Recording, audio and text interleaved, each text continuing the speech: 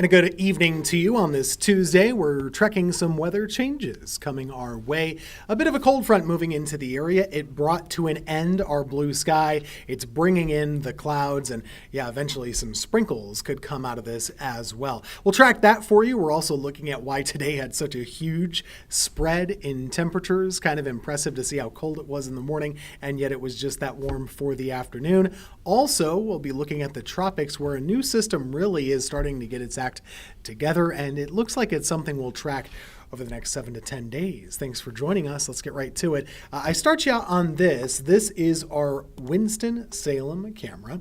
And you can see here that, well, if you look closely anyway, there are a couple of little sprinkles hitting the lens. Not all that much, but a little something of note at the moment. You'll notice just how cloudy it got also. That's something that we were expecting. You know, we talk about the cold front moving in, added in a rain chance yesterday. This is part of it. So that's why we went from sunshine to cloudiness pretty quickly on a day like today. Now the question is, how many of us will get some rain? All of us would like some, we all need some, but it's not going to be uniform.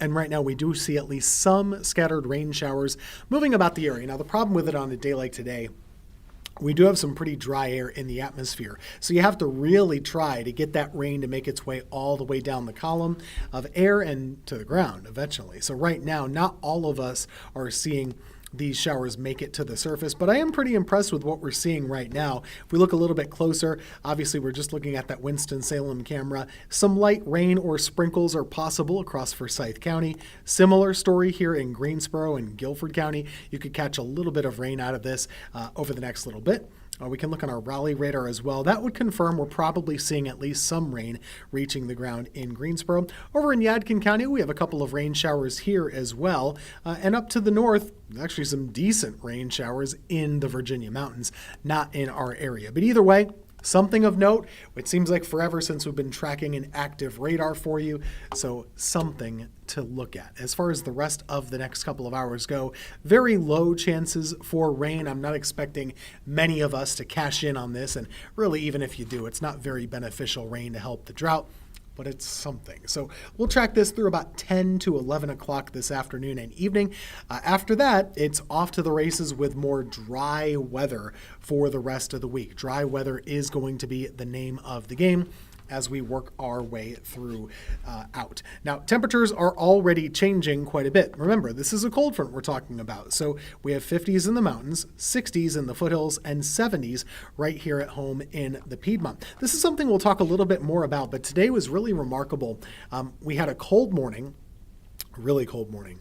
Temperatures in the 30s, the chilliest morning for most of us of the year. So that cold start, and then for the afternoon, what we really still had was temperatures that warmed up. So we went from a chilly, chilly morning to an afternoon that's actually the warmest of the week. So impressive stuff. And in fact, if you look back at the map, you'll notice the big changes from 1 to 1. So I'm going to switch it back and forth for you. So there's the high temperatures one more time. Take a look at Burlington, for example, 76 degrees over there. Now compare that to this morning, and it was 36 degrees. So that's a 40-degree temperature spread just today. Remarkable. And you can do that when you have dry air in place, and that's what we've had.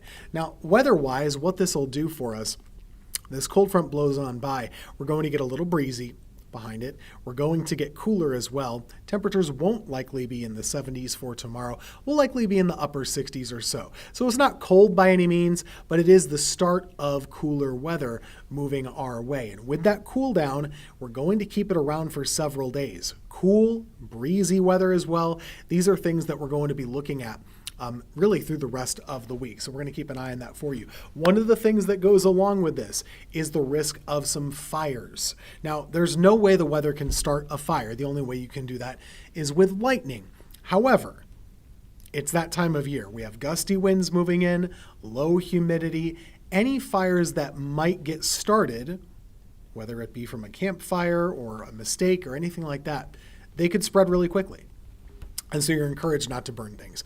Not only do we have the low humidity and the gusty winds, but we also have a lot of leaves on the ground. And we're going to get more of that going forward in the next couple of days. We're also going to start to see just dry conditions getting a little bit worse day by day. So fire danger, not just something we'll talk about for tonight, but something we'll probably be talking about for several days on end. Remember, we're in that drought, and we'll get new numbers on this coming up on Thursday, but most of the state is abnormally dry at least, but other parts are in severe drought as well. So fire season could be a tough one here in the Carolinas, and it is fire season in fall and in winter. Cold air doesn't hold much moisture, so we tend to be quite a bit drier this time of year than you might realize. Looking at the tropics, this is new compared to yesterday. Remember, we were showing you what we call a tropical wave yesterday. Now it's a tropical storm. It's organized. We have a low-level center right about here. You can kind of see it. That is a swirl, and it's located between the Dominican Republic right here, and this here is South America. So between those two, this is the Caribbean Sea.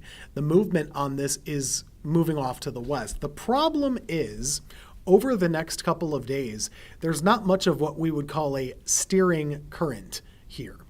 And what is a steering current? Well, there's not much to push the storm around one way or another. So the cone looks a little ridiculous. It's basically just showing a blob. It does have it intensifying, if you zoom in really far, to a Category 1 hurricane somewhere between Jamaica and Haiti. However, like I said, there's not much movement here, so it's slow.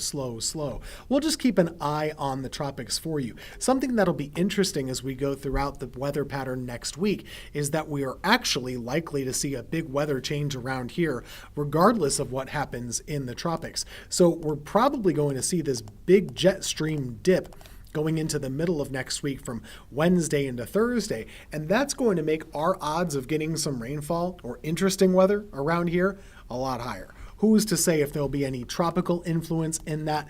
I kind of doubt that. But what we will see are better chances for rain and some possible weather systems coming our way a little bit going into the middle of next week. So be on the lookout for that. We'll be keeping a track on that for sure. In the near term, the dry weather wins. Temperatures in the upper 60s Wednesday, Thursday into Friday. The coldest mornings will be Friday into Saturday. And then next week, I am going to start to highlight some rain chances Monday into Tuesday. So we'll keep you posted on that. We've got a lot more coming up with Brad from Charlotte next.